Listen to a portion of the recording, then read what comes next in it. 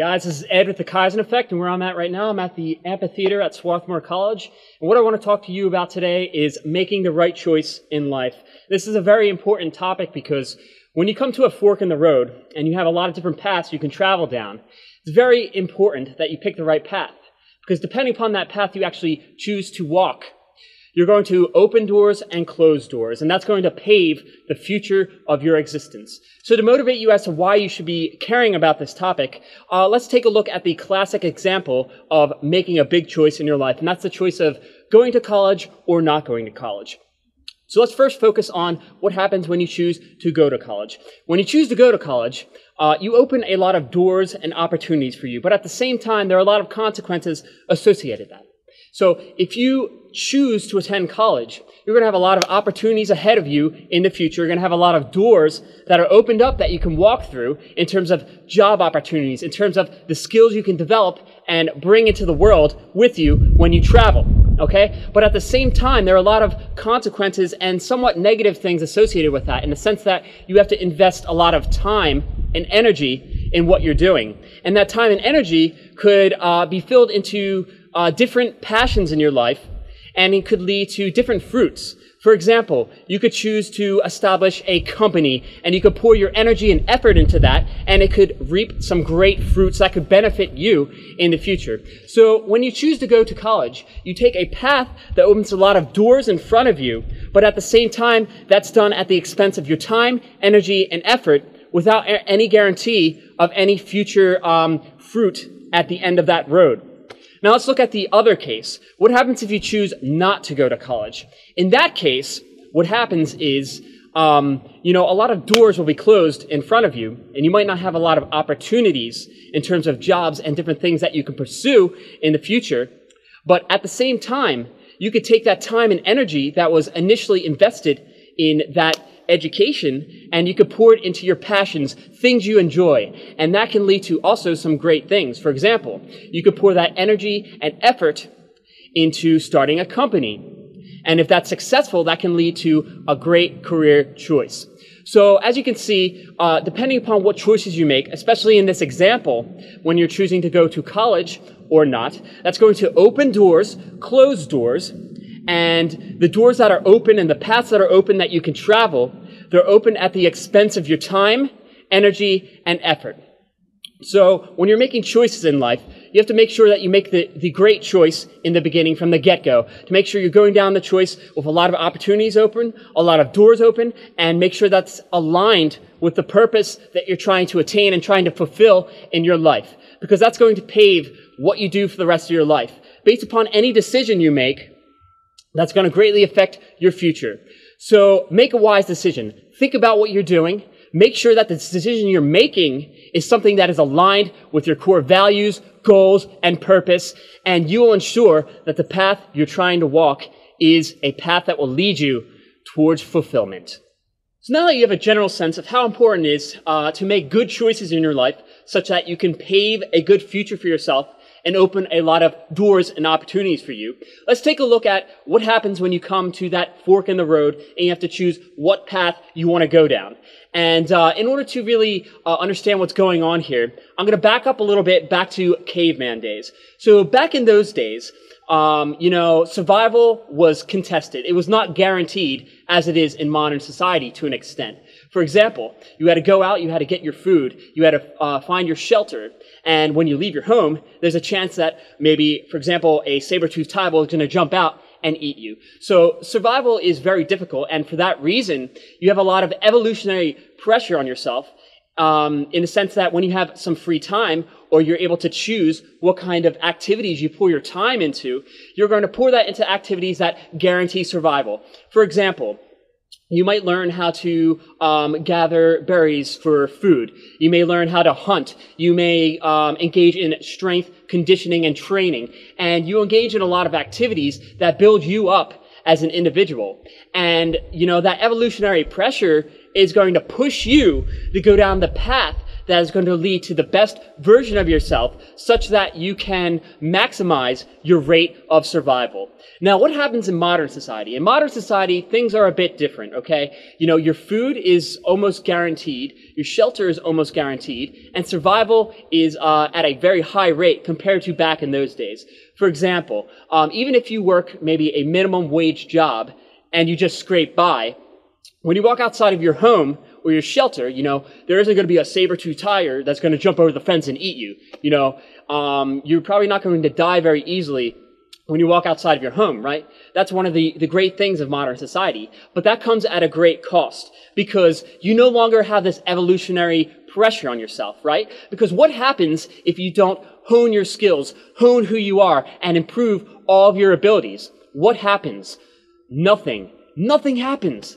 Nothing happens. Life will persist, you will go on, and you'll continue to do the same things that you do day in and day out, okay? So there's not really a lot of consequences associated with that, and for that reason, you know, human beings are entities which try to maximize the gains or the output of a given situation by putting in the least amount of effort.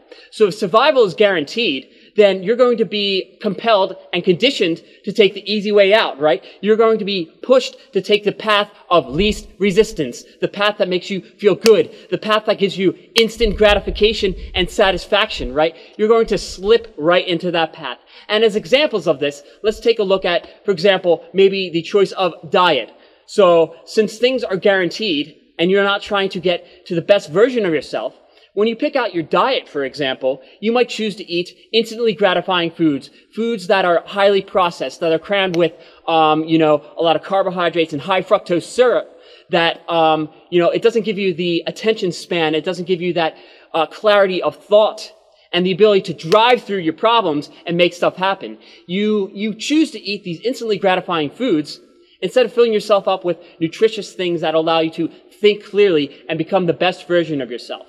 Similarly, when we talk about maybe school or work, we put in the minimal amount of effort that guarantees our survival. We don't have that evolutionary pressure that pushes us to put in more effort than we really have to, right? Because if we put in that minimal amount of effort, then we still survive and we still get the things that we want, you know? So, you know, you're not really compelled to engage in the stuff that's going to make you a better version of yourself. Furthermore, when you think about your free time, would you rather read, hone your mind, turn yourself into a greater version of yourself, or would you rather sit on the couch and watch television, the greatest leisure activity of Americans? Well, most people just slide into that path of least resistance because they want pleasure and they want to maximize what they get out of a situation by putting in the least amount of effort. So we're all drawn to that path of least resistance. And what I will say is that that path of least resistance is expedient in the moment. It gives you instant gratification. For example, when you eat that food that is crammed with high fructose corn syrup, sure, it's going to taste great, but at the end of the day, it's not going to give you energy. It's going to take more than it gives, right?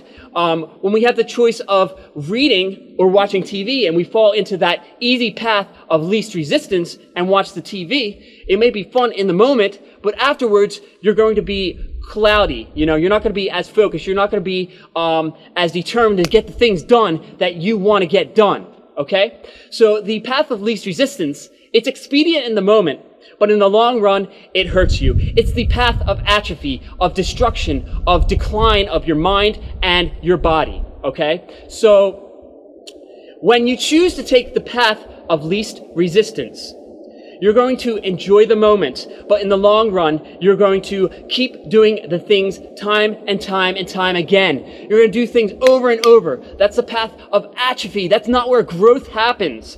So what I would encourage you to do is to try to stray away from that path of least resistance. Challenge yourself. Push yourself. Take the path of which you're going to grow and develop into a great version of yourself. Don't take the easy way out. That's not the path towards where you want to go. That's not the path towards your dreams in the sky. Anything that is worthwhile takes time, effort, dedication, and you have to really buy into what you're doing in order to attain it. So when you come to that fork in the road, think about what you're doing. Are you taking the path of least resistance? Are you taking the easy way out? The expedient activity that's not going to lead to anything great in the future? Or are you taking a different path that allows you to develop into the best version of yourself possible? So now that we've taken a brief look at the path of least resistance, let's see what happens when you come to that fork in the road and you choose to take the path of most resistance, the path that takes a lot of effort but leads to a lot of growth and development. If you choose to take this path, what I can guarantee is that you're going to grow into the best version of yourself possible. Why? Because that's the path at which you put the most evolutionary pressure on yourself. That's the path where you challenge yourself. That's the path where you put yourself into situations that are going to test your skills, your willpower, and how much you can push to get out of any situation you're in. Okay? That's the path, for example, instead of sitting on the couch and watching TV, you choose to read a book, pick up a book, learn, study, grow into this great version of yourself. Instead of putting in the minimal amount of work in school or work, you choose to put in the most amount of work. You choose to get stuff done, and you have no tolerance for second-class behavior. Okay? If you train yourself to have that kind of paradigm, that thought process, then you're always going to be in this paradigm and state of mind that is going to allow you to push through any kind of problem, make things happen, and come up with solutions for a winner. Okay? And the path of most resistance is the path of development. Okay? That's where you grow into the greatest version of yourself. So the next time you have the choice between slipping into that easy path in which we are all drawn to, take a second. Think about the situation. Think about where that path is going to lead you, okay? Is it going to lead you to the same things happening over and over again, or is it going to get you one step closer towards the dreams in the sky that you want to reach out, grab, and integrate into your life? Because I would tell you, if you can adopt this mentality and you always go for the path of most resistance, you're always developing yourself. You're always pushing more. You're always learning. You're always studying. You're always growing into a better version of yourself. Then the life you lead and the life that you want to lead will eventually transpire in front of you, and you will love every single second of your life.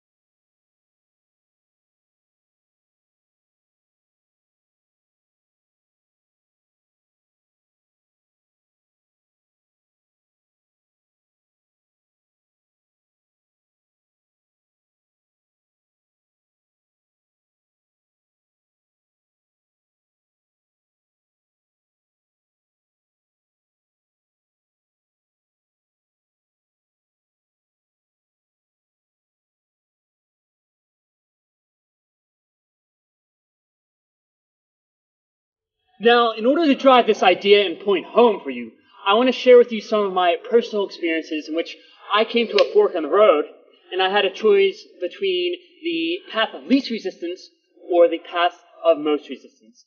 And this happened quite a few years ago when I was choosing whether I wanted to continue working a job I didn't really like, but had a very good income that allowed me to do other things outside of that job, or if I wanted to choose the path of most resistance, of going back to graduate school, developing myself into a better individual than I currently was, and going on this epic journey of becoming this really great version, or basically the blossoming of who I could potentially be.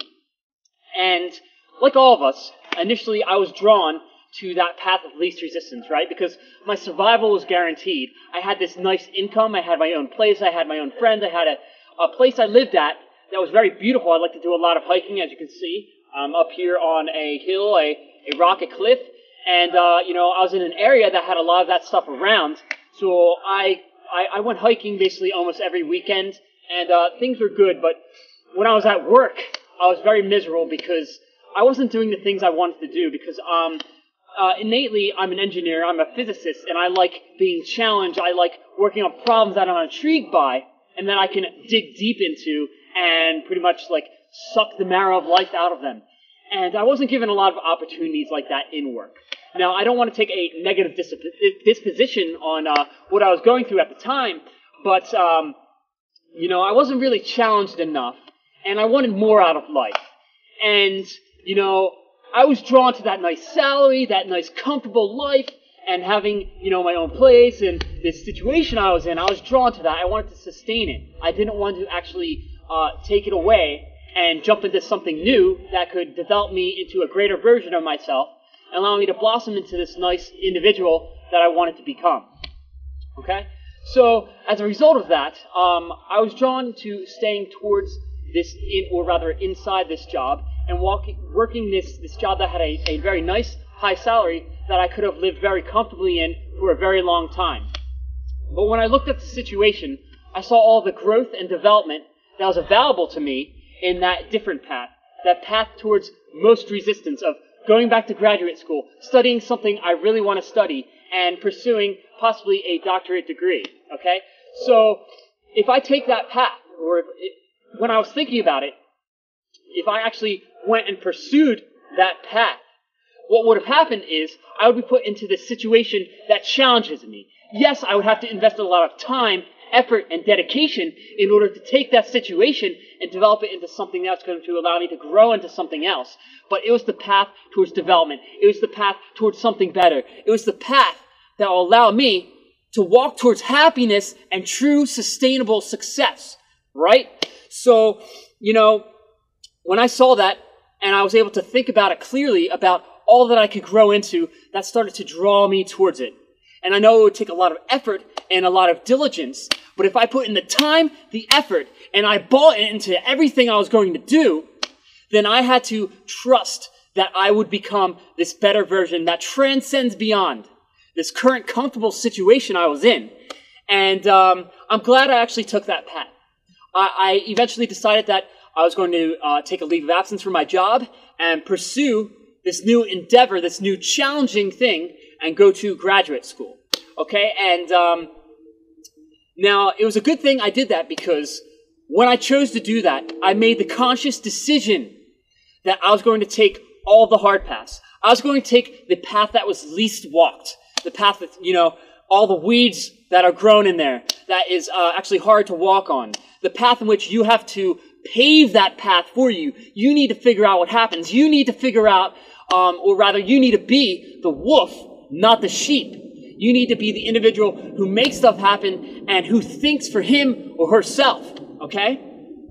That's the path I chose. And as a result of taking that path, I've been able to experience a lot of things that I never would have been engaged in if I didn't take that path. And looking back on it, I spent a lot of time thinking about this, because this was a big decision for me. I am so glad I took the path of most resistance, and in the future I'm always going to take the path of most resistance, because that's where we develop. That's where we see the beauty out of life. Because everything that is beautiful and meaningful, you have to work hard at it. You have to put your time into that. You have to pour your energy into it. And, the good things in life are, you want to have a life that allows you to survive and provides the basic life necessities that you need. But that is not the essence of life. A lot of people build their life upon, money, having more money, or having material things. They're very materialistic, like, I want this car, I want this house, I want this perfect wife, things of that nature. And what you will find is that once you actually attain these things, that they're maybe very enjoyable for a temporary period of time. But after that, it's like you have that, and now what? Now what? It's like you climb that mountain to get those things, and you're at the top of the mountain. What do you do? What do you do? What I say you do is you find a new mountain to climb, okay? You should always be finding these paths in which you're able to develop yourself more. You're able to grow into this greater version of yourself. You never want to stay stagnant. You never want to be static. You always want to be dynamic. You always want to be growing into something more than what you are. Because if you don't have that passion behind your eyes, if something is not burning behind you that drives you to do something more and to ask more of life, of the universe, then you're just going to remain the same. The same thing is going to happen again and again and again, and you're never going to grow into this great version of yourself that you want to be. You're never going to lead the life that you want to live, okay? So as a result of me choosing this path of most resistance, what happened was I decided to completely restructure my mind, rethink how I perceive things and approach things. I was learning more about science, physics, and engineering, the stuff that I really like, and I was growing into a better version of myself. Instead of, waking up every day, going to a job I didn't like, doing some work, getting some money for that, and, what comes of that? You just remain stagnant in that position, and that's not life. That's not life. Life is dynamic. It's not static. And, the really good thing is, if I didn't take that path, would I be recording this video right now? Would I have all you guys who I'm helping? Would I be sharing my gift with the world? This would not be tangible. This would not be happening. So many good things came out of that decision, out of taking that hard path. Was it easy? No. It was not easy. It was very hard. I had to fourth my salary. I had to take all my stuff, move into a place that was not as nice as I was living in. I had to leave my friends. I had to leave this nice place that I liked living in. But the ability to wake up every day, to truly wake up every day and think, I'm waking up and I'm doing the things that I want to do. I'm growing into a better version of myself. I'm challenging myself. And loving the process and buying in. That is beautiful. No amount of money, no amount of material things, no amount of, sensory pleasure can ever replace the beauty and the drive that you get from that.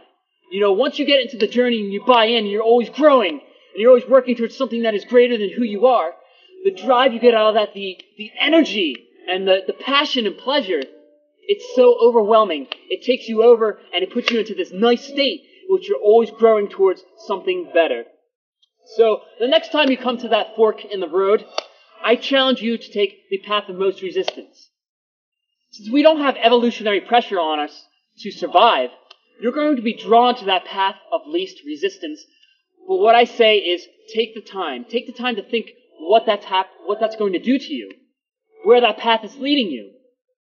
Is it going to allow you to do the same thing over and over and over and over and repeat things that you really don't want to repeat? Or is it going to allow you to grow into a better version of yourself, such that when you are presented with challenges in life, you can meet them aggressively, and you can make the life that you want to live. Take the path of most resistance, and it may be challenging, you may have to put effort into it, but if you learn to love that, and you learn to love the journey will always give you more than it takes. And eventually, when you start taking the path of most resistance, continually, you're going to grow into something that transcends beyond anything you could ever imagine yourself as being. That's the path towards growth, development, happiness, and true sustainable success. So take the path of most resistance. Grow into something beautiful. Grow into something amazing. I challenge you. That's where you want to be. That's where you lead the life that you want to live.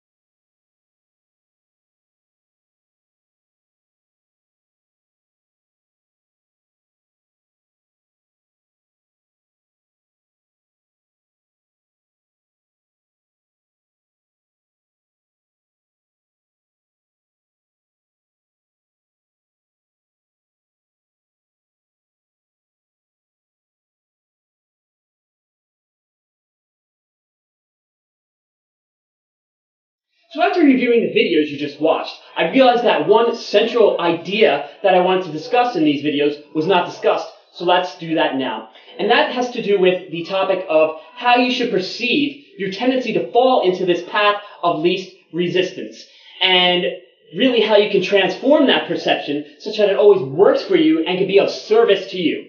And this is going to harken back to one of my previous videos, which was entitled Painting Your Picture of Reality, which you can watch right here. And I would advocate that you actually go and watch that because there's a lot of great content in that. But basically this boils down to how you should perceive this path of least resistance.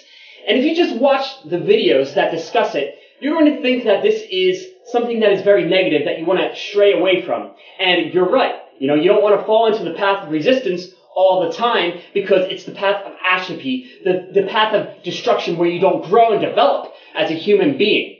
But you can actually use this if you perceive it in the right way and if you shape your perceptions of the world such that they work with you. How do you do this? Well, you can basically use it as a compass because basically the things that allow you to grow and develop, they are the things which you resist the most because they take a lot of time, dedication, and effort because you have to invest them in the activity to get something great out of them. And as a result, you feel a lot of resistance towards them.